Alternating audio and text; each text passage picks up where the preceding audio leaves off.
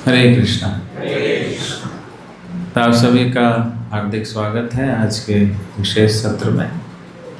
और आप सबको विदित है कि जन्माष्टमी महोत्सव बहुत ही जल्द आने वाला है। अरे वो बस 2 हफ्ते के बाद आ जाएगा ना, 26 अगस्त को सोमवार के दिन। तो भगवान का 5251 5251 बर्थ एनिवर्सरी जन्माष्टमी हम मनाएंगे। मतलब एग्जैक्ट डेट है ये। कई बोलते हैं ना भगवान तो कृष्ण तो आए नहीं, सारी कपोल कल्पना है, पता नहीं है कि नहीं है, सब माइथोलॉजी है ना, ऐसे ऐसे बोलते हैं। बट एग्जैक्ट ईयर भगवान का आने का 5251 बर्थ एनिवर्सरी मना रहे हैं। और जैसे आप सब मथुरा जाते हो, वृंदावन जाते हो, है ना, द्वारका जाते हैं, हस्तिनापुर, सारे फैक्ट्स हैं, लेकिन फिर भी कुछ लोग बिल्कुल नहीं मानते हैं। तो उसको हम कैसे समझ सकते हैं? भैंस के आगे बीन बनाना। कितना भी फैक्ट्स दे दो, कितना भी लॉजिक दे दो, कुछ भी कर दो, लेकिन वो नहीं मानेंगे ना। इसलिए भगवान गीता में कहते हैं कि अगर किसी को मुझे समझना है तो उसको पहले फेथ करना पड़ेगा। श्रद्धावान लभते ज्ञानम, कि जो श्रद्धावान है, जो फेथफुल है, उसी को वास्तविक ज्ञान प्राप्त होगा। जिसको श्रद्धा ही नहीं है तो फिर उसको ज्ञान कैसे प्राप्त होगा? जैसे हम स्कूल जाते हैं, कॉलेज जाते हैं, वहाँ भी हम फेथ करते हैं। अगर कॉलेज में एडमिशन लिया है बीटेक में, तो आपको फेथ है कि 4 साल के बाद आपको डिग्री मिल जाएगी, है ना। और किसी को फेथ ही नहीं है कि डिग्री मिलेगी कि नहीं मिलेगी, फिर वो ढंग से पढ़ाई करेगा वहाँ पर? नहीं, वो कंफ्यूज रहेगा। बोला ऐसे ये सब करा रहे हैं, डिग्री तो मिलनी नहीं है। ऐसे हमें घुमा रहे हैं।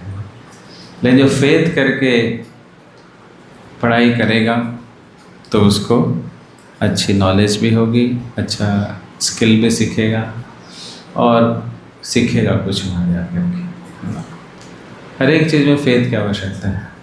जैसे आप घर जाते हो, आपको पूरा फेथ है कि आपकी मम्मी आपके लिए जो भोजन बना रही है उसमें कुछ मिलावट नहीं कर रही है ना। बहुत प्रेम से आपके लिए बना रही है, उसमें कुछ मिक्स नहीं करेगी, है ना। अगर मान लो आपने फेथ नहीं किया अपनी मदर के ऊपर, या जो भी कुकिंग करते हैं घर में, तो फिर खाने से पहले आपको क्या होगा? पता नहीं इसमें क्या मिला होगा, खा के मेरा कुछ हो तो नहीं जाएगा। In every aspect. आप में से कितने लोग अपने बाल कटवाने जाते हो? कभी बार्बर शॉप पे जाते हो? अच्छा, ऐसे क्या रेट चल रहा है बार्बर शॉप का? कितना? 100 रुपये मिनिमम? कितना मिनिमम? तो उतने लगते ही हैं। 40 जो पेड़ के नीचे करता वो वाला एक होता है ना, नहीं पेड़ के नीचे काटता है, तो वो 40 पे आया हुआ अभी। अच्छा, सैलून वाला किस पे आ गया? 400। अच्छा, 400 में जाते थे पहले, जाते थे। तो मान लो कोई सैलून में गया है और उसके सामने कैंची आती है, ये आता है, उसको डाउट है किसके ऊपर? बार्बर के ऊपर। तो फिर वो कोई बाल कटा पाएगा? हमेशा डरता रहेगा, पता नहीं बाल काटेगा कि क्या काटेगा। है कि? तो faith is required in every sphere of our life, है ना। कुछ लोग कहते हैं भक्ति तो फेथ की बात है जी। फेथ तो फेथ कहाँ नहीं है ये बताओ। आप मंदिर से, घर से निकले, फेथ करके निकले, मंदिर पहुँचूंगा तभी तो पहुँच पाए। फेथ ही नहीं होता तो मंदिर नहीं पहुँच पाते। आप अगला कदम रखते हो, फेथ करके ही रखते हो कि अगला कदम रखूँगा तो यहाँ कुछ होगा नहीं, है ना। I will walk. तो in each aspect of life we need to have some faith. हर एक चीज़, ईटिंग, स्लीपिंग, सोते हैं तो फेथ करके सोते हैं कि सुबह हम उठ जाएंगे रात को कोई डिस्टर्ब नहीं करेगा। तो वाई नॉट इन भक्ति? भक्ति पे इतना प्रश्न चिन्ह क्यों, है ना? जब आम चीज़ों में भी हम फेथ करते हैं, सामान्य चीज़ों पे भी फेथ करते हैं, तभी हम कुछ कर पाते हैं। तो भक्ति में फेथ करने से क्या नुकसान? फेथ तो करना चाहिए। एक होता है ब्लाइंड फेथ, एक होता है रीजनेबल फेथ। ब्लाइंड फेथ में व्यक्ति ब्लाइंडली उसको फॉलो करता है, वो दिख रहा है उसका रिजल्ट गलत हो रहा है, फिर भी उसको वो फेथ करता है। और दिख रहा है वो जिस बार्बर शॉप पे जाता है उसके बाल हमेशा उल्टे सीधे काट के चलाता है। वो बोलता है ये कट काटना, कौन सा कट? यमदूत कट। देखा यमदूत कट कैसा होता है? हाँ, यमदूत की फोटो देखी कभी? नहीं? भागवतों में आता है यमदूत का वर्णन 6ठे स्कंद में कि यमदूत का हुलिया कैसा होता है। उनके बाल जो होते हैं वो कैसे स्पाइक्स वाले बाल होते हैं, जैसे घास खड़े होते हैं ना, ऐसे स्पाइक्स। आजकल तो फैशन कम हो गया स्पाइक वाला, बीच में आया तो स्पाइक वाला ऐसे ऐसे करते थे। आजकल कौन सा फैशन है? घोंसले वाला। अगर उस घोंसले में आप एक अंडा डाल देंगे, कोई भी अंडा डाल दो, तो उसके गर्माहट से उससे क्या निकल जाएगी? चूजा निकल जाएगा। तो फेथ वहाँ भी चाहिए, है ना? लेकिन बार बार वो कहता है अपने बार्बर को कि मुझे घोंसला कट कटाना है, और वो उसको स्पाइक वाला कट काट देता है। बोलता हो सकता है इसे गलती हो गई होगी, नया नया सीखता है ये, कोई बात नहीं। दोबारा अगले महीने फिर मन बना के जाता हो, इस बार तो मुझे कौन सा कट कटाना है? घोंसला कट। वो गया, फिर उसने वही कुछ और कर दिया, 6 बारी हो गया। फिर भी उसका पूरा विश्वास है क्या कि ये बार बार एक दिन मुझे घोंसला कट काट के देगा। तो इसको हम कौन सा फेथ बोलते हैं? This is called blind faith, जिसमें सेम रिजल्ट आ रहा है, बार बार आ रहा है, लेकिन फिर भी व्यक्ति उसको ब्लाइंडली फॉलो कर रहा है। उसको ब्लाइंड फेथ। जैसे स्मोकिंग है ना, स्मोकिंग जो बच्चे करते हैं, स्टूडेंट करते हैं, उनको क्या लगता है ये सिगरेट पी के क्या होगा? आई विल चिल, थोड़ा चिल हो जाऊंगा, ठंडा पड़ जाऊंगा, कूल। लेकिन वो स्मोक करते हैं, होता क्या है? आग जलती है, आग कभी ठंडी हो सकती है? तो बार बार उसका वही परिणाम आ रहा है, लेकिन फिर भी उसको लगता नहीं। मैंने मूवी में देखा था, उस हीरो ने जब सिगरेट पिया था तो उसको बहुत शक्ति आई थी और उसको पी करके वो बड़ा अच्छा डिशम किया, सबको ख़त्म कर दिया। वो जब जब थोड़ा ढीला पड़ता है ना, तो क्या पीता है? सिगरेट पी लेता है। सिगरेट पीते उसको शक्ति का संचार होता है और बहुत कुछ कर लेता है। तो मेरे साथ भी ये होगा, लेकिन वो सिगरेट पीता है तो उसके साथ कुछ और ही हो जाता है। तो सेम मिस्टेक्स हम बार बार करते हैं, लेकिन फिर भी अन्य एक ऐसी अपेक्षा रखते हैं जो जिसकी संभावना नहीं है ना? तो इसको हम कहते हैं क्या?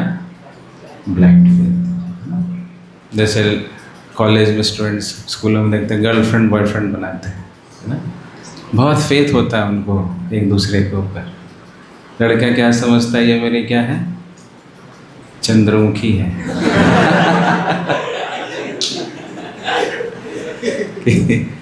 ये चंद्रमा के समान है, इसमें शीतलता आएगी।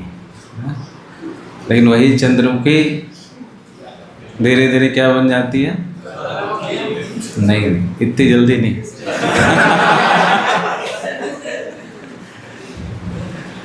पहले आती है सूर्यमुखी बनती है।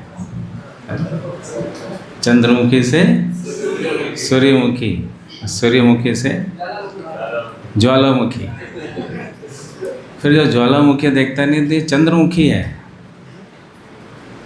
तो इसको कहते हैं क्या? Blind faith. उसको झापड़ भी पड़ते हैं, गालियाँ भी पड़ती हैं, पूरी दुनिया उसको बोलती है तू देवदास बन गया है,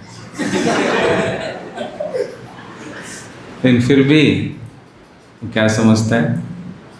ये तो चंद्रमुखी है। तो इसको हम क्या बोलते हैं? Blind faith.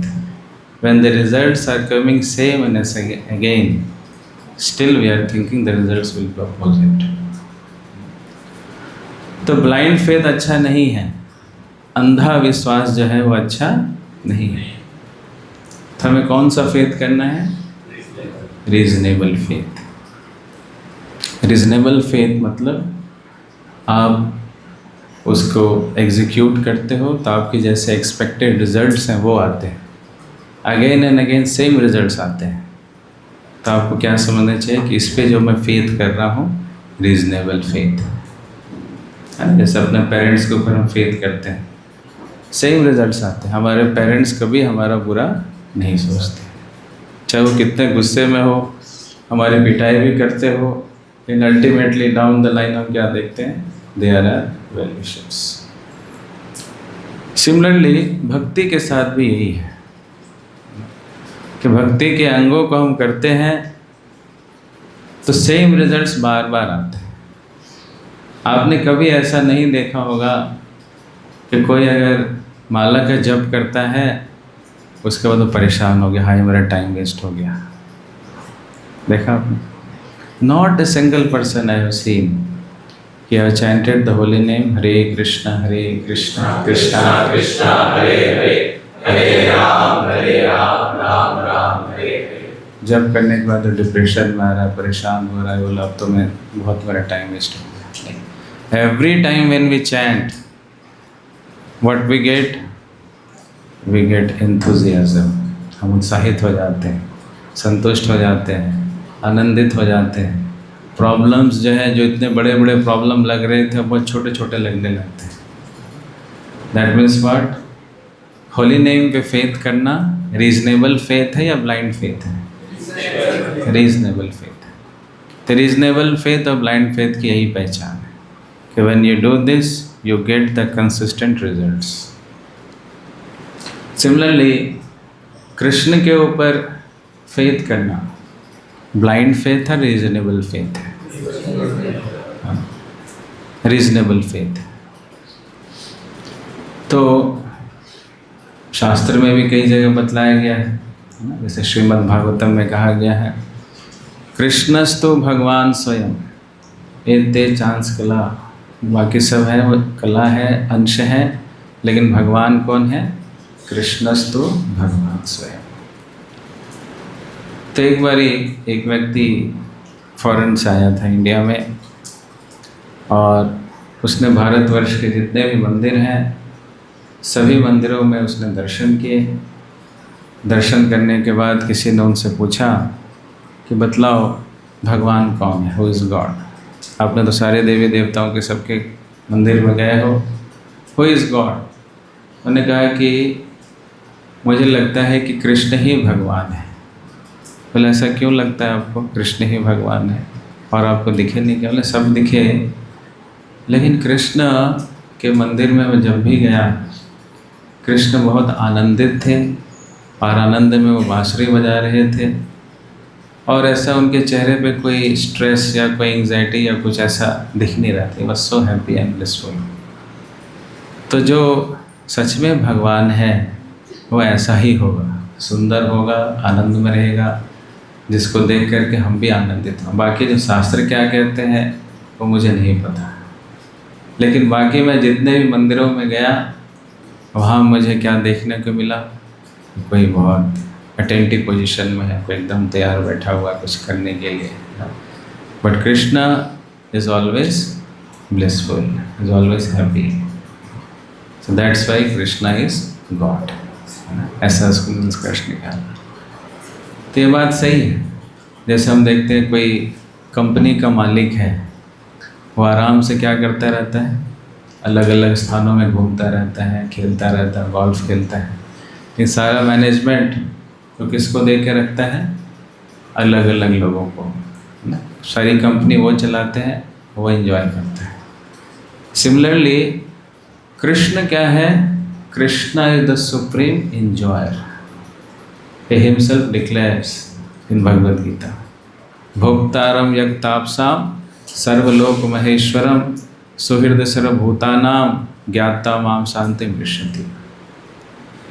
कि परम भोक्ता कौन है, परम भोक्ता मैं, और उनकी कोई नकल भी नहीं कर सकता। कोई बोलेगा और कृष्ण करे तो रासलीला और मैं करूँ तो कैरेक्टर ढीला ऐसे कैसे, मैं भी करूँगा, मैं भी भोग करूँगा कृष्ण की तरह। तो लोग नकलची बंदर होते हैं ना, नकलची बंदर ना, नकल करते हैं किसका, कृष्ण का, कि हम भी उसी तरह से करेंगे। लेकिन भोग की दृष्टि से भी देखें तो कृष्ण के जैसा हम भोग नहीं कर सकते। जब गोवर्धन लीला हुआ तो उस गोवर्धन लीला में हम क्या देखते हैं कि जितने भी ब्रजवासी थे सभी ब्रजवासियों ने मिल करके निरंतर भगवान के लिए भोग बनाया ना। और भगवान क्या कर रहे हैं, और लाओ और लाओ और लाओ, अन्योर अन्योर अन्योर। जब आप गोवर्धन जाते हो, परिक्रमा करते हो, तो वहाँ पे एक स्थान आता भी है, इसका नाम क्या है, अन्योर, गिव मी मोर, अन्योर। तो सब सप्लाई कर रहे हैं, कृष्णा इज हैविंग एवरीथिंग। तो कौन इतना भोग कर सकता है। जगन्नाथपुरी में भी हम देखते हैं कि भगवान जगन्नाथ जी क्या करते हैं, 56 भोग, उनको हमेशा 56 भोग लग रहा होता है। सिर्फ 2 घंटे 3 घंटे के लिए ब्रेक होता है वहाँ पे, यहाँ तो निरंतर उनको भोग लगा है। कोई इतना खा सकता है, कोई साधारण मनुष्य खाना चाहे। मान लो आप में से किसी को गुलाब जामुन बहुत पसंद है, हम कहा जाए मैं तुम्हें गुलाब जामुन खिलाऊँगा, मैं ठीक है कितना खिलाऊँ, जितना बोलोगे उतना खिलाऊँगा। तो अगर 1 खाता है, 2 खाता है, 3 खाता है, 10 खा लेता है, उसके बाद क्या बोलता है वो, अब बस नो मोर नो मोर। बोला नहीं, अभी तो तू कह रहा था खिलाओ जितना खिला सकते हैं, एक और खा। तो उसके मुंह में ज़बरदस्ती ठूस दिया, अभी बोल रहा था ना खाना पड़ेगा। तो बेचारा किसी तरह से आ करके खाया, फिर अंदर गया, फिर बोला कि एक और खाना पड़ेगा, इसके हाथ पकड़ो, इसके पैर पकड़ो, इसके हाथ पकड़े, पैर पकड़े, फिर उसके मुंह में ठूस दिया, फिर पूरा 2 ठूस दिया। वो क्या करेगा, अगली बार जब गुलाब जामुन देखेगा नहीं मुझे गुलाब जामुन नहीं खाना, मुझे वैराग्य हो चुका है गुलाब जामुन से मैं नहीं खा सकता। तो हमारी स्थिति ये है। तो जो लोग अपने आप को भगवान कहते हैं उनको बोले ठीक है प्रभु जी मैं आपको कुछ खिलाना चाहता हूँ। चलो कोई नहीं, आप 1008 गुलाब जामुन नहीं खा सकते, 500 खा लो, चलो 100 खा लो। 100 गुलाब जामुन आप खा लोगे तो मैं मानूंगा कि आप भगवान हो। अगर नहीं खा सकते तो ये सर्टिफिकेट लेके घूमना बंद करो कि मैं भगवान हूँ, है कि। तो भगवान और जीव में ये अंतर होता है।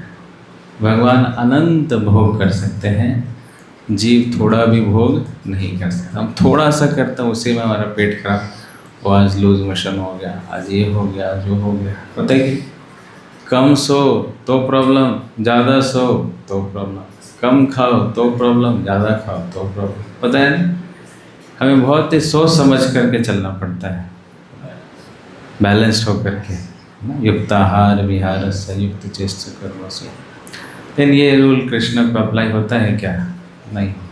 वो बहुत खा भी सकते हैं और नहीं भी खा सकते हैं। जैसे बद्रीनाथ में हम देखते हैं, बद्री का आश्रम में भगवान क्या कर रहे हैं, तपस्या कर रहे हैं, कुछ नहीं खा पी रहे, इज डूइंग ऑस्टेरिटी। और जगन्नाथपुरी में हम देखते हैं भगवान क्या करें, निरंतर भोग खा रहे हैं। तो उनके ऊपर जो यह so called rules and regulations हैं, इसका कोई प्रभाव नहीं पड़ता है।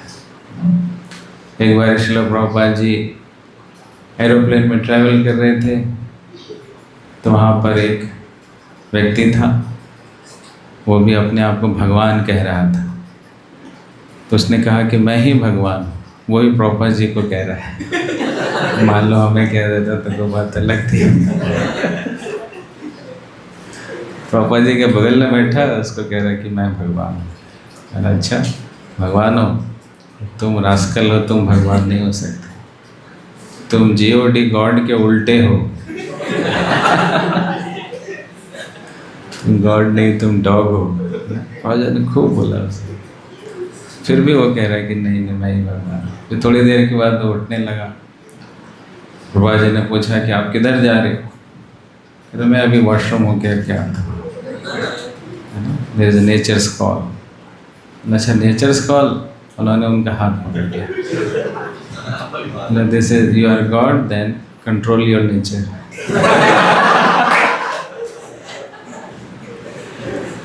क्या भगवान हो ना, अपने नेचर कंट्रोल करो। तो बेचारे कितना कंट्रोल करेगा, थोड़ा तो उसके प्रेस्टीज पे लगा कि मैं कंट्रोल करके दिखाता हूँ इनको।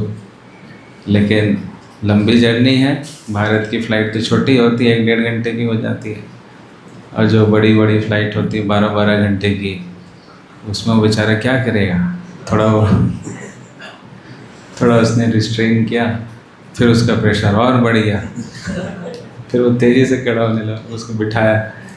ले जब तक तुम नहीं बोलोगे कि मैं भगवान नहीं हूँ, मैं तुम्हें यहाँ से हिलने नहीं दूँगा। फिर उसने कहा मुझे माफ़ कर दो, आई एम नॉट गॉड। तब उसको जाने दिया। तो जीव कभी भी भगवान नहीं बन सकता, वो जीव ही रहता है, भगवान हमेशा ही भगवान रहते हैं। जीव ऐसा नहीं कि कुछ करके वो भगवान बन जाए। चलो अभी तो मैं भगवान नहीं हूँ, लेकिन कुछ कुछ ऐसा ध्यान करूँगा, मंत्रोपचार करूँगा, धीरे धीरे मैं क्या बन जाऊँगा, भगवान बन जाऊँगा। तो ऐसे कोई नहीं भगवान बनता। जैसे पौंड्रक था, पौंड्रक जो था वो भी कहने लगा कि मैं भी भगवान हूँ, मैं वासुदेव हूँ। वो वासुदेव जो मथुरा में है, द्वारका में, वो क्या है, नकली है, असली तो मैं हूँ। और उसने क्या किया, 2 हाथ अलग से इधर लगा दिए, 2 हाथ इधर से लगा दिए, और बिल्कुल कृष्ण की तरह ही वो बन गया, और बन करके सबको बोलने लगा कि मैं भगवान हूँ। तो युद्ध करने के लिए भी आ गया, बोले इस नकली कृष्ण को मैं मारूंगा और मैं स्थापित करूंगा कि मैं असली कृष्ण हूँ, असली भगवान। तो भगवान ने जब उनको देखा तो देखते हुए पहले तो बहुत हंसे। ये देखो क्या है, ये नौटंकी कहाँ से आ गया। तो ऐसे इमिटेशन गॉड्स, इसको ना इमिटेशन गॉड्स। तो बाकी सब जो है वो क्या है, इमिटेशन फेक गॉड्स हैं। But real God is Krishna, कृष्णस्तु भगवान स्वयं। तो भगवान भोग कर सकते हैं जो हम नहीं कर सकते। भगवान नियमों के ऊपर हैं, लेकिन हम नियमों में बंधे हुए हैं। जैसे 4 अध्याय के 9वें श्लोक में वो खुद कह रहे हैं, जन्म कर्म च मे दिव्यम एवं यो वेत्ति तत्वतः त्यक्त्वा देहं पुनर्जन्म नैति मामेति स्वर्जुना। कि मेरा जन्म और मेरा कर्म जो है वह दिव्य है, लेकिन एक साधारण जीव का जन्म और कर्म जो है वो बंधन में है। हम अपने जन्म को चूज़ नहीं कर सकते। हम ऐसा नहीं कर सकते मुझे तो ये वाले पापा चाहिए, ये वाली मम्मी चाहिए, है ना, और मुझे तो कनाडा में बर्थ लेना था, इंडिया वाला बर्थ मुझे पसंद नहीं है, क्योंकि अल्टीमेटली जाना तो कनाडा ही है। तो इससे अच्छा क्या करो, वहीं पे जन्म ले लो, है ना। ऐसा हम चूज़ कर सकते हैं क्या? We can't choose our birth, we can't choose our intelligence. हम अपनी बुद्धि को भी नहीं चूज़ कर सकते हैं। हम अपनी सुंदरता को, मेरी आंखें ना थोड़ी छोटी छोटी हैं, उसको बड़ा, मेरी आंखें बड़ी होनी चाहिए। मेरा नाक ना चाइनीज जैसा नाक है, मतलब बिल्कुल लगता ही नहीं, पता ही नहीं चलता नाक किधर है, 2 छेद हैं बस। तो मैं अपने नाक को थोड़ा सा ऊपर उठाना चाहता हूँ।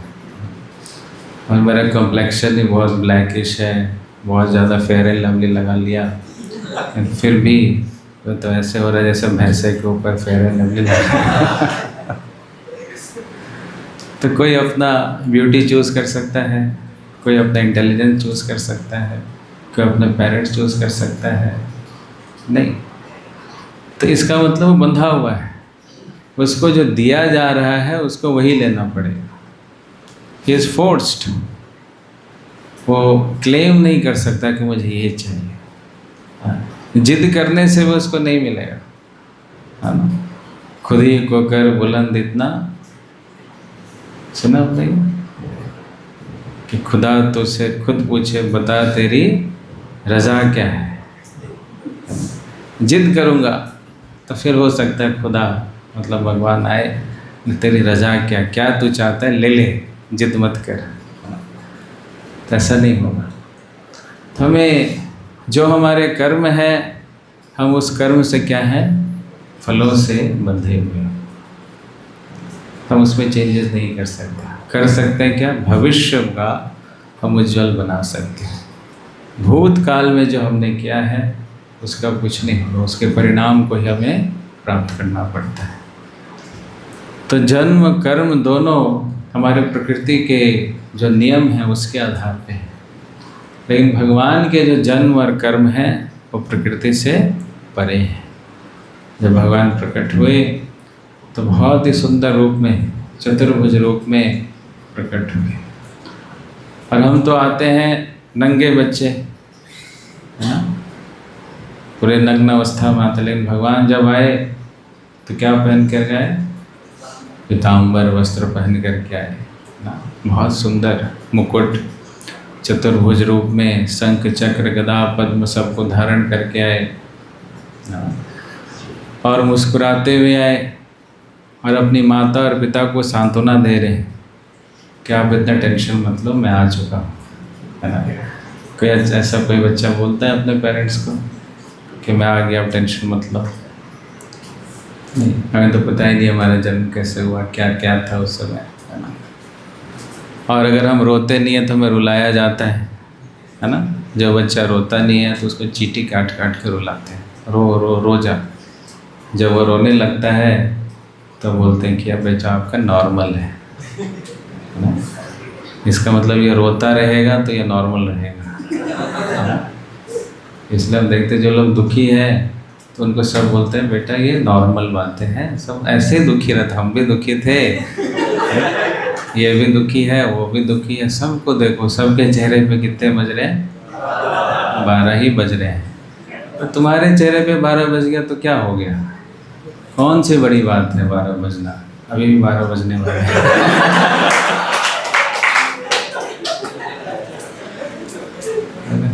There's nothing new. Everyone is miserable condition. तू भी है, अच्छी बात, हमारे जैसे है।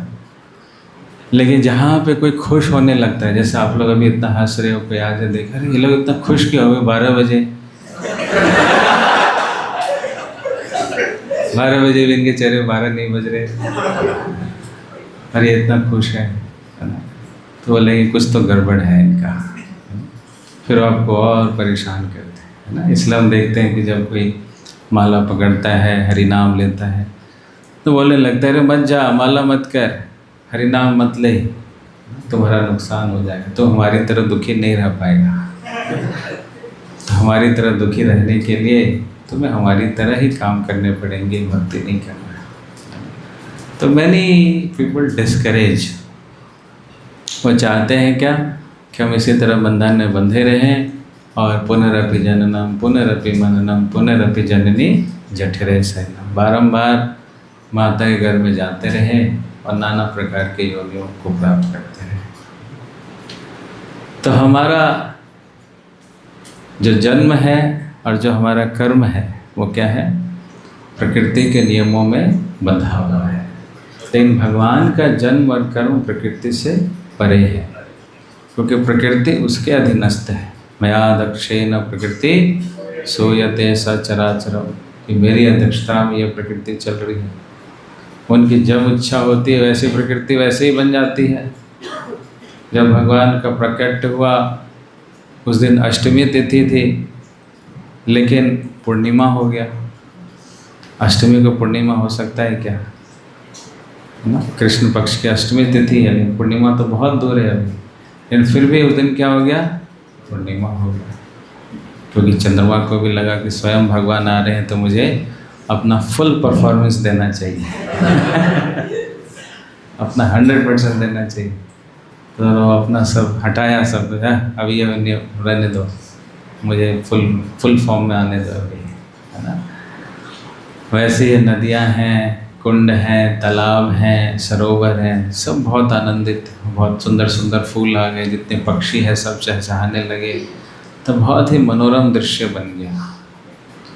और जब वसुदेव जी कृष्ण को लेकर के जा रहे हैं तो उस समय भी सारे प्रकृति के नियम वो तोड़ते जा रहे हैं ना। जेल जो था, जेल में 7 लेयर्स थे, अपने आप वो सारा जेल टूट रहा है ना, खुल रहा है। संतरी हैं वो सब सो गए, और भगवान उस टोकरी में आ जाते हैं, वसुदेव जी उनको लेकर के जाते हैं।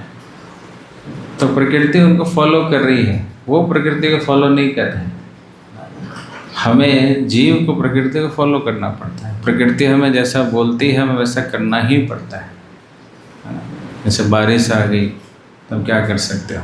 कुछ कर सकते हैं? हम ऐसा तो नहीं बोल सकते कि अभी रुक जाओ बारिश, मुझे मंदिर जाना है, उसके बाद तुम आ जाना। बोलिए अच्छा ले, और बारिश ले कई बार उल्टा भी हो जाता है। तो we can't control, we have to follow and we have to oblige the laws of nature. But Krishna doesn't have such thing. Krishna is beyond the laws of nature. जैसे कुरुक्षेत्र के मैदान पे हम देखते कि जब अर्जुन ने कहा कि सूर्यास्त से पहले मैं जयद्रथ को पकड़ लूँगा, अगर नहीं पकड़ पाया तो मैं अपना आत्मदाह कर लूँगा। और उन्होंने बहुत प्रयास किया, भागते गए, लेकिन जयद्रथ जो था वो क्या था? बहुत तेज था, बहुत दूर निकल गया। और कृष्ण ने देखा कि अरे अब तो सूर्यास्त होने वाला है, तो उन्होंने क्या किया? उसी समय सूर्य का अस्त कर दिया, इशारा दे दिया थोड़ा नीचे आ जाओ, है ना। उसका जो वॉल्यूम है थोड़ा कम कर दिया, लेकिन और जो जयद्रथ था वो बड़ा हर्षित हुआ, हरि बोल, है ना, कि देखो अब तो हो गया, अर्जुन मुझसे डिफीट हो गया, अब तो ये आत्मदाह करेगा। और अर्जुन ने पूरा अपना लकड़ी का सब कुछ कर, he was ready to self emulate. और जयद्रथ बहुत अट्ठास लगा करके बहुत हंसने लगा जोर जोर से, है ना। देखो अर्जुन तो मारा जा रहा है ना, मेरी वजह से मैंने दुर्योधन को विजय प्राप्त करा दिया। ही वॉज सो हैप्पी, इतना प्राइड हो गया, और नज़दीक आता जा रहा है अर्जुन का, उसको चिढ़ा रहा है ऐसे करके। तो वैसे ही कृष्ण ने क्या किया? सूर्य को बोला कि थोड़ा ऊपर आ जाओ, वॉल्यूम बढ़ा दिया, सूर्योदय हो गया।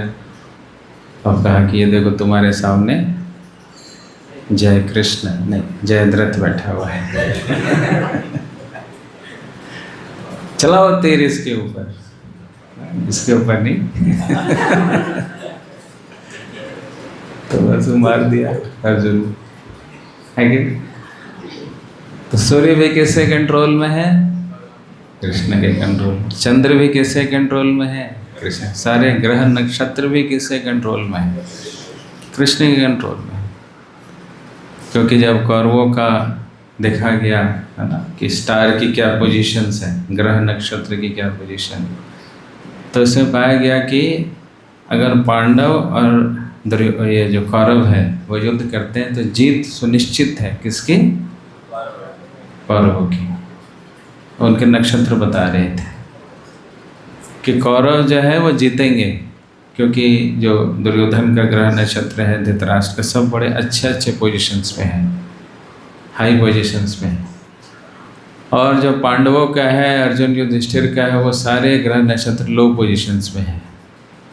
तो दुर्योधन को, धृतराष्ट्र को, जहाँ के जो उनके जो पंडित लोग थे उन्होंने बड़ा आश्वस्त करके भेजा था कि लड़ जाओ, ये लोग हार जाएंगे, इनमें इनका ग्रह नक्षत्र इनका साथ नहीं दे रहा है ना। जैसे हमें भी कुछ लोग डरा देते, आप जाते हो है ना कि हमारी जॉब नहीं लग रही है, मैं बार बार एग्ज़ाम देता हूँ, मैं फेल हो जाता हूँ, 4 बार हो चुका मेरा कॉलेज में सप्ली लग लग के हालत ख़राब हो गई है, क्या करें। तो पंडित जी देखते हैं, हाँ जी आपका क्या खराब है, अभी जो शनि का दोष लगा हुआ है ना, या मंगल ग्रह चल रहा है, कुछ कुछ ऐसा बता देते हैं। तो क्या करना पड़ेगा, तो आपको जो है थोड़ा एक मूंगा का पत्थर पहनना पड़ेगा, एक मोती पहनना पड़ेगा, टोपाज पहनना पड़ेगा, बस ये पहनो, सब ठीक हो जाएगा, तुम्हारा ग्रह नक्षत्र ठीक हो जाएगा। वो बेचारा पहन भी लेता है, फिर देखता कुछ हो तो नहीं रहा वो अपना पैसा बना के चला गया।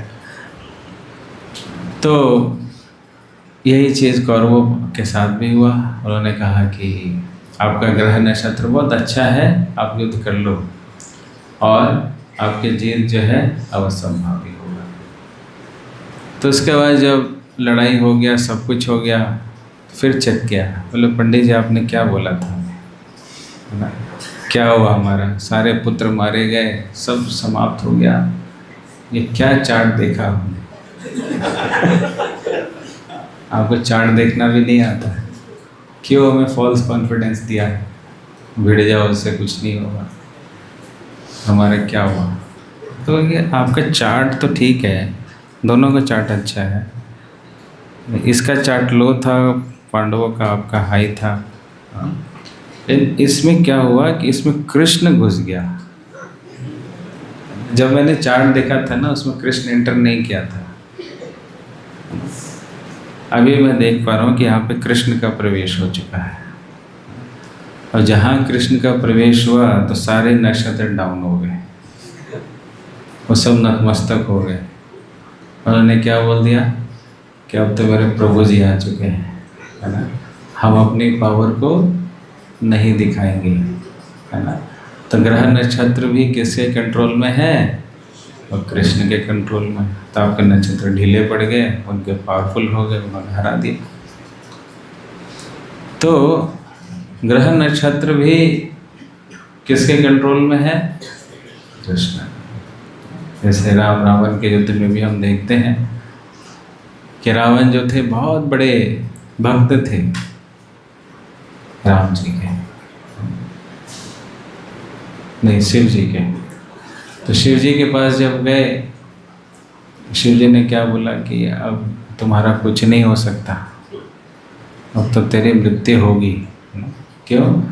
क्योंकि मेरे प्रभु श्री राम आ चुके हैं, अब I will not give you protection, ऐसा पहले ही बता दिया था।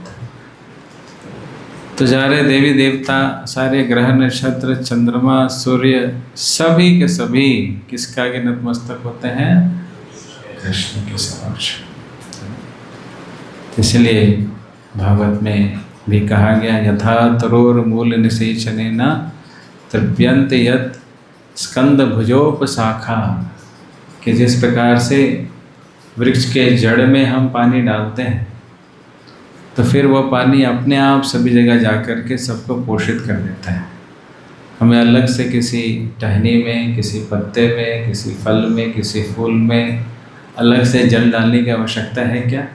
नहीं, बस आप जड़ में पानी डालिए, सभी को तृप्ति हो जाती है। इसलिए पूरी सृष्टि के जो मूल हैं, अहम सर्वस्व प्रभवो मतः सर्वं प्रवर्तते इति मत्वा भजन्ते मां बोधा भाव समन्विता, कि पूरे सृष्टि के जो मूल हैं, जो जड़ हैं, वो स्वयं भगवान है। तो जब हम उनकी सेवा में युक्त हो जाते हैं तो जितने भी देवी देवता हैं वो अपने आप प्रसन्न हो जाते हैं।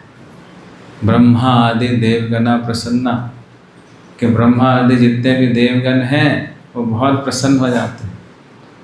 ग्रह नक्षत्र जितने हमारे हैं वो शुभ हो जाते हैं। हमें अलग से कुछ अंगूठी पहनने की आवश्यकता नहीं है, और सब कुछ मंगलकारी हो जाता है।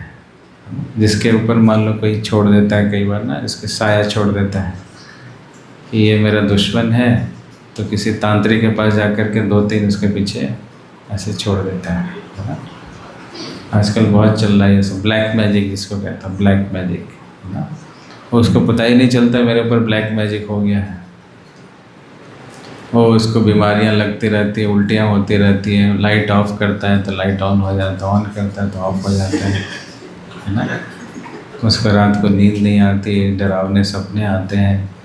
फिर उसको बार बार इच्छा होती है कि छत तो बहुत अच्छी है ना, रात में जाना चाहिए छत के ऊपर है ना। छत से छलांग लगा के देखते क्या होता है, जो होगा देखा जाएगा। क्या लेकर के आए थे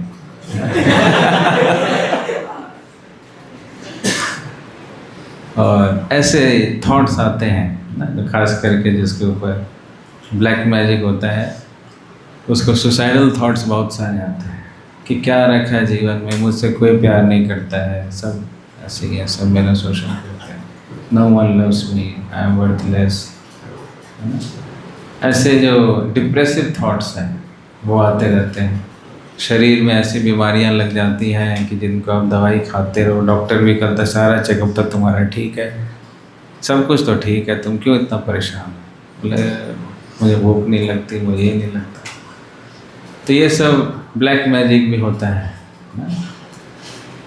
लेकिन जो भगवान की भक्ति में लग गया तो उसके ऊपर ब्लैक मैजिक का कोई असर नहीं होता है, वो वाइट मैजिक का असर हो जाता है। उसका जीवन में बहुत सारे मिरेकल्स होने लगते हैं। क्या मिरेकल्स होते हैं कि जो पहले संडे को 10-10 बजे उठता था, अब वो कितने बजे उठने लगा, सुबह 3 बजे 4 बजे। और वही 1 साल पहले देखो तो 10 बजे भी उसको उठाया जाता था, उठो उठो, कुंभकर्ण को जैसे उठाया जाता है ना, नगाड़े बजा बजा के है ना, ये कर अलार्म बज रहा है, सब कुछ बज रहा है, फिर भी कह रहा नहीं मुझे सोने दो। लेकिन वही अब क्या कर रहा है, वो एकदम अपने आप 3 बजे 3:30 बजे उठ जाता है, उठ करके नहा भी लेता है। जो पहले पानी से कोसों दूर रहता था, पानी उसको लगता था जैसे कोई करंट है उसके अंदर है ना, उसको डर लगता था पानी, खास करके ठंड में। ठंड में तो 1-1 महीने स्नान नहीं करना, पानी को दूर रखना है ना, पानी को स्पर्श नहीं करना। अब शरीर से बदबू आएगा तो क्या करोगे, ये डिओड्रेंस किस लिए है। फ्रांस इतना अच्छा जो परफ्यूम बनाता है, किसके लिए बनाता है। अगर हम वो यूज़ ना करें तो फ्रांस का इकनॉमी चौपट हो जाएगा। उसकी इकनॉमी हम पे चलती है। हमारे शरीर से बदबू नहीं आएगी तो खुशबू की क्या आवश्यकता रहेगी। इसलिए हम यूज़ करेंगे, इत्र यूज़ करेंगे और फ्रेगरेंस यूज़ करेंगे, है ना। तो वही अब क्या कर रहा है, ठंड में भी नहा रहा है। बताओ कितना बड़ा चमत्कार है। वो 3-4 बजे उठ रहा है, इतना बड़ा चमत्कार है कि नहीं।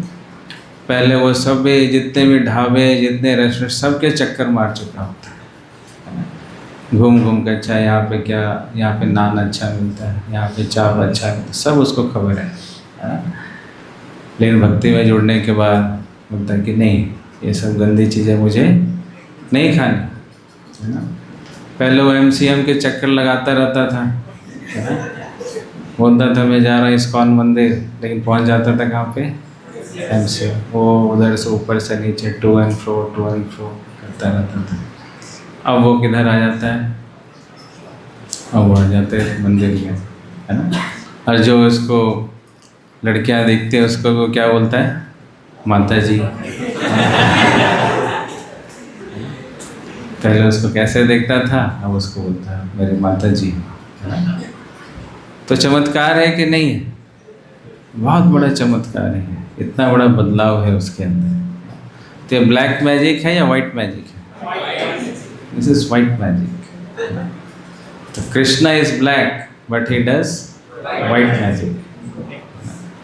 वो काले हैं लेकिन मैजिक उनका सादा है, सफ़ेद है, क्लीन है, वो सब कुछ साफ कर देते हैं, ऐसा उनका मैजिक है। जादू है। इस प्रकार के भी अगर कुछ तंत्र मंत्र और भूत पिशाच का कोई साया है किसी के ऊपर, और वो भक्ति में लगता है, तो यह भी उसके जीवन से समाप्त हो जाता है। तो इसमें इतनी शक्ति है। तो इसीलिए अगर कृष्ण की भक्ति कोई कर ले, गोविंद की भक्ति कर लेता है, तो उसको माना जाता है क्या, इसने सब कुछ कर लिया। उसने सारी तपस्या कर ली, सारा अनुष्ठान कर लिया, सब कुछ कर लिया, तभी जा कर के यह भक्ति में युक्त हुआ है। इसलिए गीता में भगवान कहते हैं, बहुनाम जन्मनाम अन्ते ज्ञानवान माम प्रपद्यते वासुदेवम सर्वमति स महात्मा सुदुर्लभ। कि कई जन्मों के बाद कोई व्यक्ति इस निष्कर्ष पर पहुंचता है कि वासुदेव ही, कृष्ण ही सब कुछ है, सर्वमिति स महात्मा सुदुर्लभ। वो दुर्लभ होता है, ऐसा जनरल नहीं होता कि सभी ऐसा है, नहीं, जनरल नहीं होता। मनुष्यानाम सहस्रेषु कश्चित् यत्ति सिद्धये यतताम अपि सिद्धानाम कश्चित् मिमिति तत्वतः। कि करोड़ों करोड़ों व्यक्ति में से कोई एक बिरला व्यक्ति होता है जो इस अध्यात्म के पथ पर चलता है, और इस पथ पे चलने वाले करोड़ों लोगों में से कोई एक बिरला व्यक्ति होता है जो कृष्ण भक्ति के पथ पर चलने पर अग्रसर होता है। तो इसलिए ये दुर्लभ है। तो हम सबको एक अच्छा अवसर प्राप्त हो रहा है इस कृष्ण भक्ति को करने के लिए। तो इसको हमें बहुत ही उत्साह के साथ करना चाहिए, बहुत ग्रेटफुल होना चाहिए भगवान के प्रति, बहुत ग्रेटफुल होना चाहिए उन भक्तों के प्रति जिन्होंने हमें इस मार्ग पे लाने का प्रयास कर रहे हैं। आपको जिन्होंने रजिस्टर किया, आपको जो क्लासेस लेते हैं, आपको जो इंस्पायर करते हैं भक्ति के लिए, जो आपको फ़ोन कॉल करते हैं। कितनों को फ़ोन कॉल्स आते हैं ना। कई बार लोग परेशान हो जाते हैं, मैं सबका फ़ोन उठाऊंगा, इसका फ़ोन तो नहीं उठाऊंगा, है ना। ये तो स्पैम कैटेगरी में जाना चाहिए, है ना। स्पैम होता है ना, जो अपने प्रोडक्ट के लिए कॉल करता है। तो कुछ लोग क्या करते हैं, उनको समझ नहीं आता है ये कितनी ग्लोरियस चीज़ हो रही है, उसमें तो मेरा टाइम वेस्ट होगा। तो प्रभु जी एक ही बात तो पूछते हैं, क्या पूछते हैं, सेशन में आ रहे हो, नहीं आ रहे हो, अब मैं कुछ बोल नहीं पाता हूँ इनको, है ना। कितनी झूठ बोलूँगा, कब तक झूठ बोलूँगा, है ना। तो इनका ब्लॉक कर दिया जाता है ना। ये पूछेंगे माला करते हो, कितनी माला किया, मैं करता तो नहीं हूँ, क्या बोलूँ, है ना। तो कई लोग इस डर से या इस भय से, है ना, भक्तों का नंबर कई बार वो ब्लॉक कर देते हैं, है ना। जिनको पता नहीं है कि जो भक्त इतना प्रयास कर रहे हैं, किसके लिए कर रहे हैं, अपने लिए कर रहे हैं क्या, किसके लिए कर रहे हैं, हमारे लिए कर रहे हैं। आउट ऑफ द वे जा कर के इतना समय निकाल रहे हैं, और वह अपना कीमती समय हमारे ऊपर इन्वेस्ट कर रहे हैं। तो इसके लिए हमें इनग्रेटफुल होना चाहिए, ग्रेटफुल होना चाहिए, शुड बी ग्रेटफुल। अगर जो ग्रेटफुल नहीं है वो क्या है, ग्रेट फूल है ना, समझिए। There is grateful GRATEFUL and there is grateful GREATFUL। So those who are not grateful, actually they are grateful. So we should be grateful to those devotees who are investing time on us, कि जो हमारे ऊपर अपना समय, अपनी energy invest कर रहे हैं। और इसको हम अप्रिशिएट नहीं करेंगे तो बहुत जल्दी यह जो हमें प्राप्त हो रहा है उससे भी हम वंचित हो जाएंगे, है ना। इसलिए हम देखते हैं कि फर्स्ट प्रोग्राम्स में आप देखो, कोई भी हम प्रोग्राम करते हैं तो बहुत सारे लोग, लड़के आते हैं, बहुत सारे यूथ जुड़ते हैं। फिर फॉलो अप प्रोग्राम में देखें, 100 बच्चे थे, कहाँ गए, अब वो 50 हो गए, है ना। 50 अब कहाँ गए, तो 20 हो गए, अब 10 हो गए, अब 5 रह गए, है ना। 5 में से भी कोई मुश्किल से करते करते एक दो करके निकलता है। क्यों? क्योंकि उतने महत्व को नहीं समझ पा रहे, उसे प्राप्त क्या हो रहा है ना। उसको कितनी बड़ी चीज़ प्राप्त हो रही है वह कृष्ण भक्ति में नियुक्त हो रहा है, सेवाओं में युक्त हो रहा है, हरिनाम कर पा रहा है, भक्तों का संग कर रहा है, प्रसाद ग्रहण कर रहा है, मंदिर में आकर दर्शन कर रहा है, जन्माष्टमी में सेवा कर रहा है, और क्या चाहिए, है ना। तो जीवन की असली कमाई यही है। बाकी कमाई तो सब कमा ही लेते हैं, कोई बड़ी बात नहीं है, लेकिन जो असली कमाई है, जो असली धन है, यही है कि कृष्ण भक्ति के पथ पर हम कितना अग्रसर होते हैं ना। तो इसलिए हमारे पास बहुत ही सुनहरा अवसर है। अभी 26 अगस्त को बहुत बड़ा उत्सव हम मना रहे हैं, जन्माष्टमी महामहोत्सव।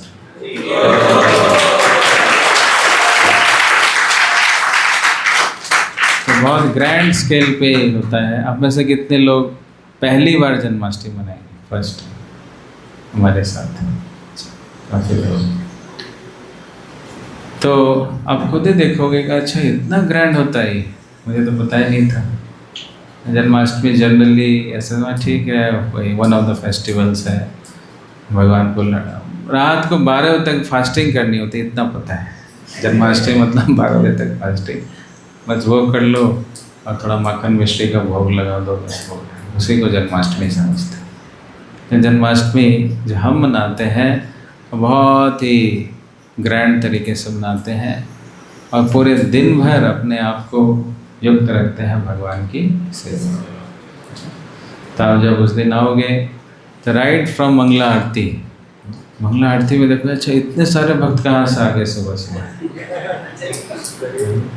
जगह ही नहीं मिलेगी आपको, है ना। लास्ट ईयर तो नहीं मिली थी, इस साल तो और भक्तों की संख्या में वृद्धि हो रही है, तो और जगह नहीं मिलेगा, है ना।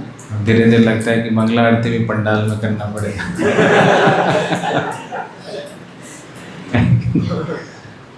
तो इतने भक्त आते हैं सुबह सुबह, तो बेस्ट है कि अगर हम जन्माष्टमी से एक दिन पहले 25 तारीख को, 25 संडे भी है, ऐसे भी 25 तारीख को हम इधर ही नाइट स्टे कर लें, तो आपको मंगला आरती अटेंड करने में आसान हो जाएगा, है ना।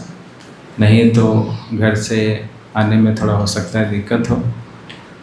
तो सुबह सुबह मंगला आरती होती है, उसके बाद भगवान का बहुत सुंदर श्रृंगार दर्शन होता है। और दिन विशेषता क्या होती है कि राम दरबार भी हम खोलते हैं।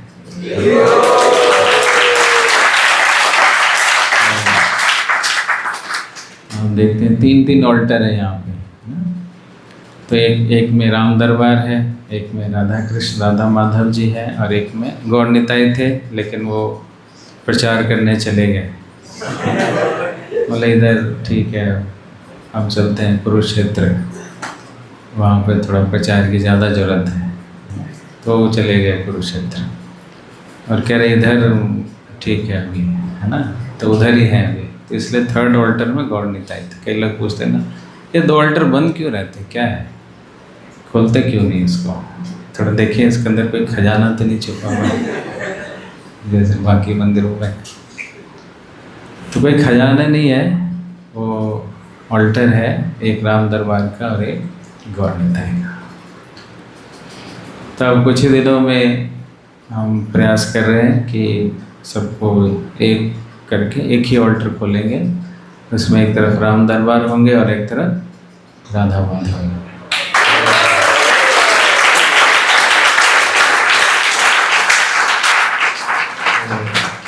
मोस्ट प्रोबेबली अगर आप टिके रहे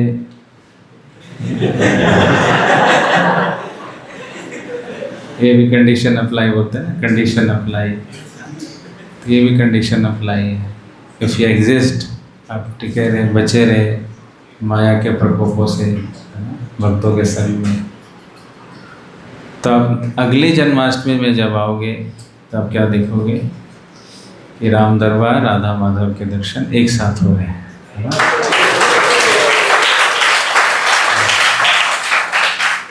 एक ही ऑल्टर, दो ऑल्टर नहीं है, एक ही ऑल्टर।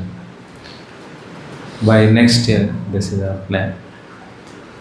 तो फिर उसके बाद सब बैठ करके हम माला का जप करेंगे, गुरु पूजा होगा और भागवतम क्लास होगी, दर्शन होंगे। फिर उसके बाद सबकी अलग अलग सेवाएं रहेंगी। जन्माष्टमी में बहुत सारी सेवाएं होती हैं, आपको जान के खुशी होगी कि पिछले साल लगभग 1.5 से 2 लाख विजिटर्स आए थे।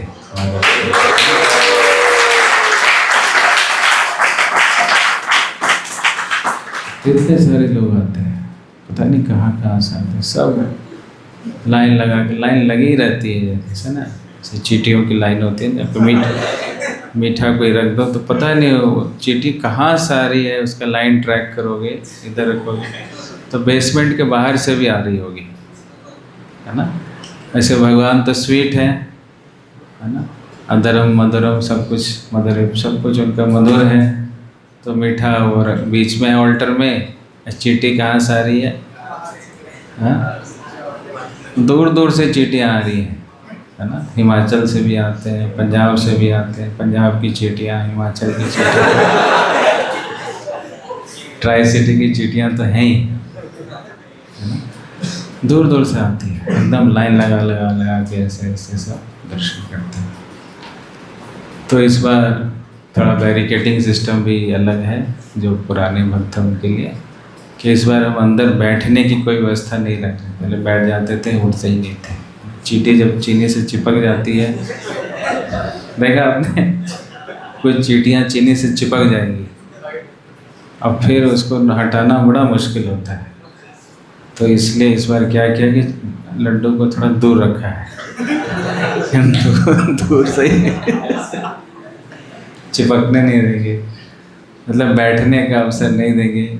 आप दर्शन करो और बाहर निकलो, दर्शन करो बाहर निकलो, बैठ जाओगे फिर बहुत कैओस हो जाता है, स्टैम्पीड भी हो सकता है।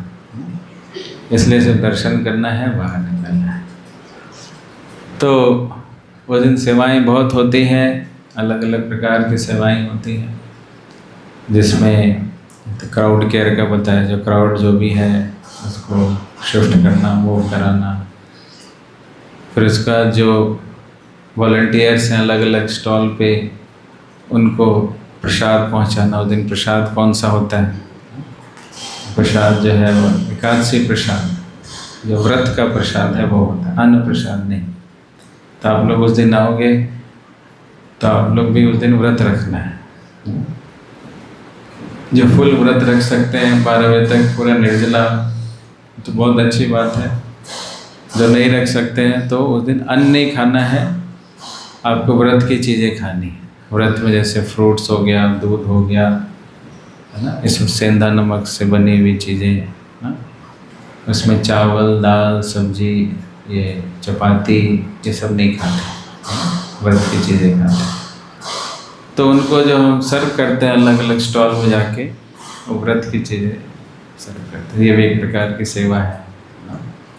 उसके बाद भगवान को अभिषेक लगता है, तो अभिषेक में अलग अलग प्रकार के जूसेस लगते हैं, तो बहुत सारा जूस निकलता है, हमारा नहीं, फ्रूट जूस, तो उसको निकालना पड़ता है जूस को, तो वो भी एक सेवा होती है। और प्रीचिंग की सेवा होती है, जिसमें बहुत सारे लोग आते हैं, उनको हम इनवाइट करते हैं, अपने प्रोग्राम से उसको इंट्रोड्यूस करते हैं, रजिस्टर करते हैं, तो ये भी सेवा होती है प्रीचिंग। फिर बुक डिस्ट्रीब्यूशन की सेवा होती है। फिर आपने गोविंदास देखा है, यहाँ पर गोविंदास में बहुत लोग आते हैं भगवान के लिए भोग लेने के लिए, तो उसमें भी वॉलंटियर्स चाहिए। बीबीटी आप देखते हैं जिसमें अलग अलग गिफ्ट्स हैं, तो उसमें भी वॉलंटियर्स चाहिए, है ना। फिर ऐसा करते हैं कि फिर अभिषेक की सेवा, उसमें कुछ वॉलंटियर्स होते हैं, प्रसादम बांटने की सेवा है। तो इस प्रकार से बहुत सारी सेवाएं होती हैं, और लास्ट में वाइंड अप की सेवा होती है ना, कि अभिषेक हो गया, सब कुछ हो गया, भगवान को शयन करा दिया, अब जितना टेम्पल हॉल है उसके पूरी सफाई करनी है, और पूरा वाइंड अप करके पूरा क्लीन करना है, ताकि अगले दिन सुबह मंगला आरती पूरा एकदम क्लीन होना चाहिए। तो ये हो गया वाइंड अप की सेवा। क्योंकि अगले दिन भी फेस्टिवल है। अगले दिन कौन सा फेस्टिवल है? श्रील प्रभुपाद आविर्भाव दिवस, अपीयरेंस डे। नंदोत्सव के दिन श्रील प्रभुपाद जी, पहले भगवान आए, फिर भगवान के शुभ भक्त श्रील प्रभुपाद जी आए। तो अगले दिन हम बहुत धूमधाम से श्रील प्रभुपाद जी की व्यास पूजा भी मनाते हैं। तो उसके भी हमें तैयारी करनी होती है ना, बैक टू बैक फेस्टिवल्स हैं। तो ये सब बहुत सारी सेवाएं हैं, और उन सेवाओं में हमें बढ़ चढ़ के भाग लेना चाहिए या घट गिर के भाग लेना चाहिए? हाँ, बढ़ चढ़ कर भाग लेना चाहिए। कुछ लोग घट के गिर के भाग लेते हैं, नहीं नहीं ये नहीं कर सकता, वो नहीं कर सकता, मिल गया तो चलो कर लेते हैं, लेकिन मेरी इच्छा तो नहीं है। गिर गिर के सेवा कर, प्रसादम में सर कर गिर गिर के सेवा तो वैसे सेवा नहीं। भगवान की सेवा बहुत ही उत्साह के साथ किया जाता है ना। तो आपको थोड़ी देर में ये लिस्ट सर्कुलेट कर देंगे सनंदन ग्रुप सेवाओं का, गूगल फॉर्म रिलीज़ हो जाएगा, और फिर आपको अपने टाइम के अनुसार आप जितना समय दे सकते हो उसमें आप फिलअप करोगे। फिर आपकी अलग से मीटिंग बुला करके आपको ब्रीफ किया जाएगा कि ये सेवा कैसे करनी है। पता भी तो होना चाहिए करना क्या है ना। सर्वेंट सेवा की सेवा लगी है, अब बोला कि ये नींबू पानी और चाट पकौड़ा बांट के आना है। उसको पता ही नहीं हुआ क्या, बस बाल्टी रख दिया, बोला अच्छा मेरे लिए रखा लगता है बहुत भूख लग रही थी, वो आधा खा गया, फिर क्या हुआ आपने बताया नहीं बांटना था इसको मुझे लग रहा मेरे लिए भूख बहुत तेज़ लग रही थी, है ना। तो सिर्फ सेवा में नाम तो देना ही है, फिर जो सेवा कैसे करनी है, क्या इसको इसका मेथड है, एसओपी है ना, पता होना चाहिए, तभी हम सेवा को अच्छे से करवाते हैं। ठीक है। हरे कृष्णा कृष्णा कृष्णा हरे हरे, हरे राम राम राम हरे हरे। किसी कोई प्रश्न है?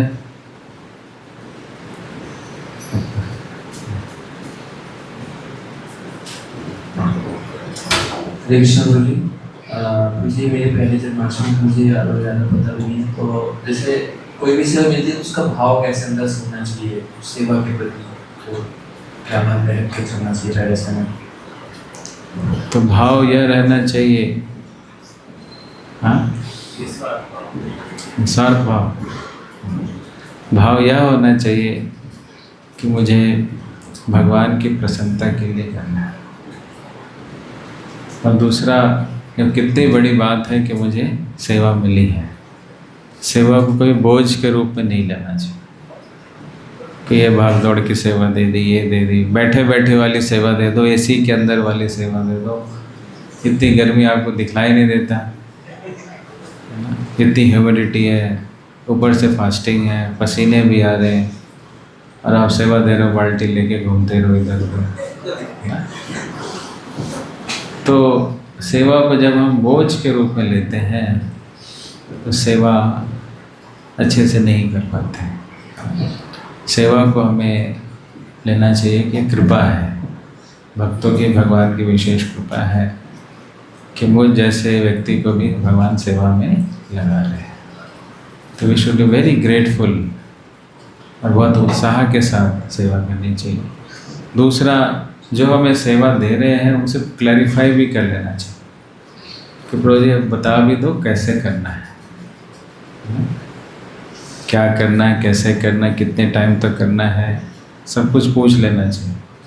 अगर ये सब हम पूछते नहीं, अपने हिसाब से निष्काम सेवा किए जा रहे हैं, है ना, कि बोला गया आपको जाओ स्टॉल में जा कर के सेवा और सारा बांट के आओ, आप गए रास्ते में कुछ लोग मिल गए, है प्रभु चाट पकौड़ा है, आलू चाट, नींबू पानी, हमें बहुत भूख लग रही है ना, दे दो, यही दे दो। हाँ प्रभु मेरा तो कोई भाव नहीं है, निष्काम भाव है, ये लो खाओ, और उसको सारा बाल्टी क्लियर कर दिया, और वहाँ पहुँचे खाली बाल्टी लेकर के, कहाँ पे, जहाँ स्टॉल में लेके जाना था, वो कर प्रभु कहाँ है प्रसाद, बोले तो मैंने सब अच्छे भाव से बांट दिया, आपको बुरा क्यों लग रहा है?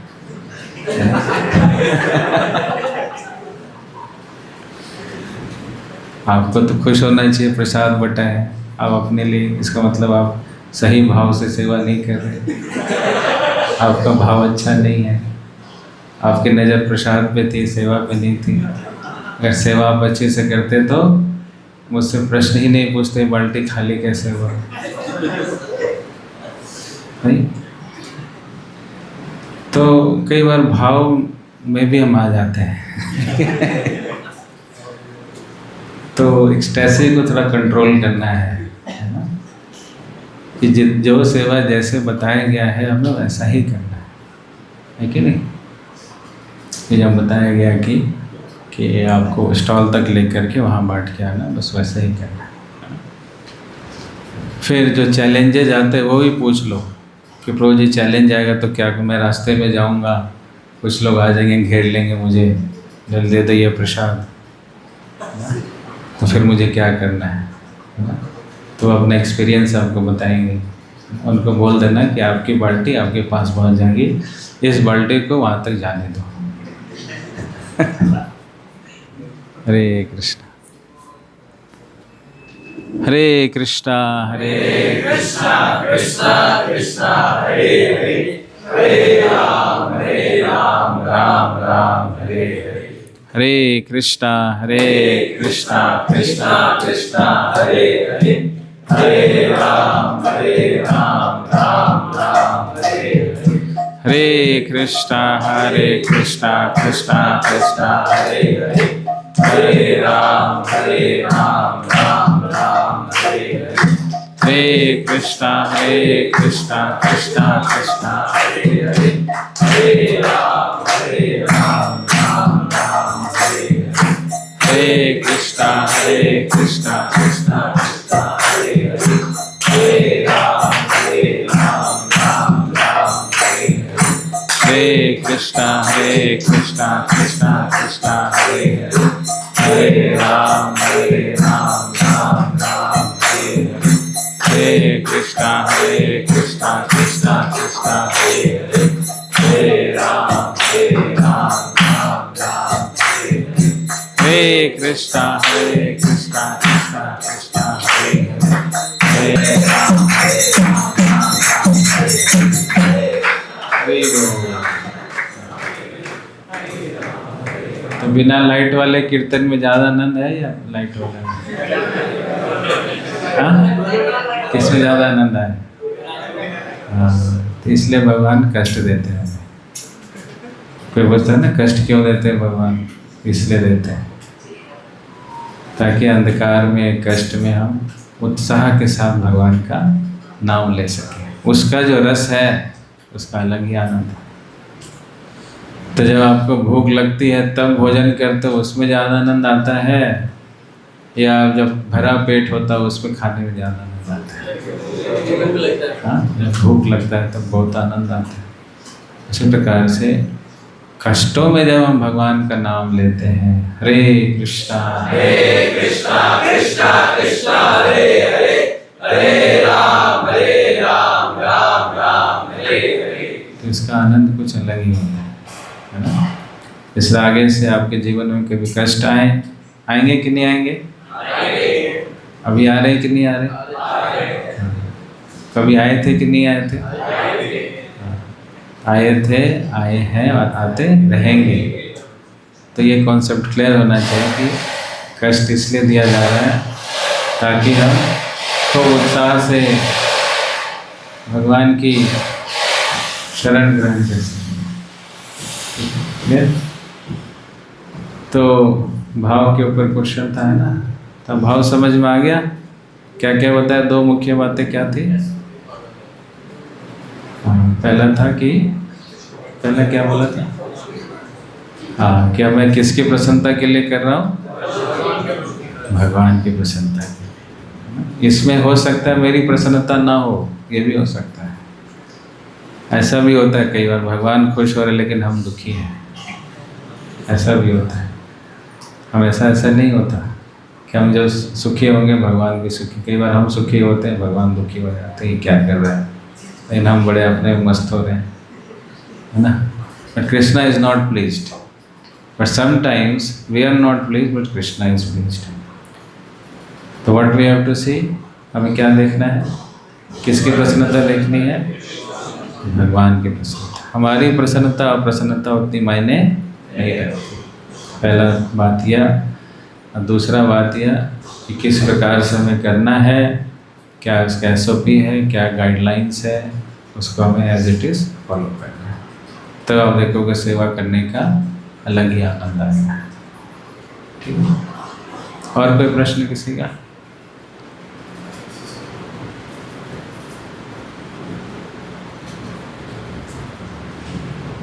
सबको समझ आ गया? हरि बोल। जन्माष्टमी महामहोत्सव की जय। श्री श्री राधा माधव की जय। श्री श्री गौर निताय की जय। जगत गुरु श्रील प्रभुपाद की जय। अनंत कोटि वैष्णव वृंद की जय। गौर प्रेमानंदे।